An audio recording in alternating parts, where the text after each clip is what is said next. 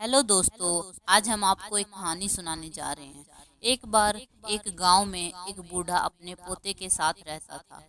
बूढ़ा रोज सुबह जल्दी उठता और भगवत गीता पढ़ने के लिए मेज पर बैठ जाता। उनका पोता दादाजी की बहुत प्रशंसा करता था और वह अपने दादाजी के जैसा ही बनना चाहता था।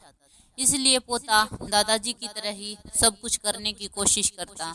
एक दिन पोता अपने दादाजी के पास गया और कहा, दादाजी, मैं आपकी तरह ही रोज मेज पर बैठकर भगवत गीता पढ़ता हूँ, लेकिन मुझे कुछ समझ नहीं आता। और जो कुछ भी समझ आता है, जैसे ही किताबें बंद करता हूँ, साथ ही साथ उसे भूल जाता हूँ। अगर मैं जो पढ़ता हूँ उसे भूल जाता हूँ, तो दादाजी मैं भगवत गीता पढ़ने का मुझे क्या लाभ मिलेगा। तब दादाजी एक कोयले की टोकरी पकड़े हुए थे। उन्होंने अपने पोते की तरफ देखा और उसे कोयले की टोकरी देते हुए कहा कि बेटा, नदी पर जाओ और मेरे लिए टोकरी में पानी लेकर आओ। दादाजी ने जैसा कहा लड़के ने वैसा ही किया, लेकिन जैसे ही वह घर पहुंचा, टोकरी का सारा पानी निकल गया।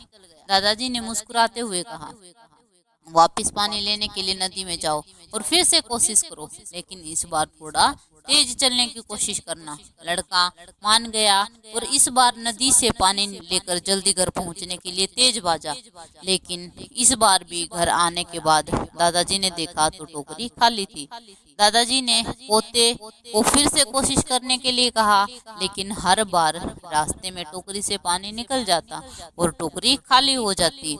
लड़का थक गया और अपने दादाजी को कहा, दादाजी, दूर नदी से टोकरी में पानी लाना असंभव है। मैं आपके लिए पानी से भरी बाल्टी ला सकता हूँ। दादाजी ने उत्तर दिया, मुझे बाल्टी में पानी नहीं चाहिए। मैं चाहता हूँ कि तुम इस कोयले की टोकरी में ही पानी लेकर आओ और कोशिश करो।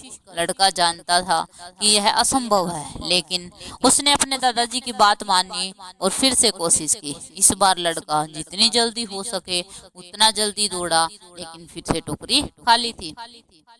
लड़का थक गया और उसने अपने दादाजी को कहा, दादाजी, इस टोकरी में नदी से पानी लाना असंभव है। दादाजी ने उत्तर दिया, तुमको लगता है कि असंभव है, लेकिन जरा टोकरी को तो देखो। लड़के ने टोकरी की ओर देखा कि टोकरी बहुत साफ सुथरी दिख रही थी। उसने देखा टोकरी से कोयले के सारे दाग हट गए हैं। अब कोयले की टोकरी अंदर और बाहर दोनों जगह से साफ हो गई है। दादाजी ने कहा, तुमने देखा कि टोकरी अब सारे दाग मुक्त हो गई है।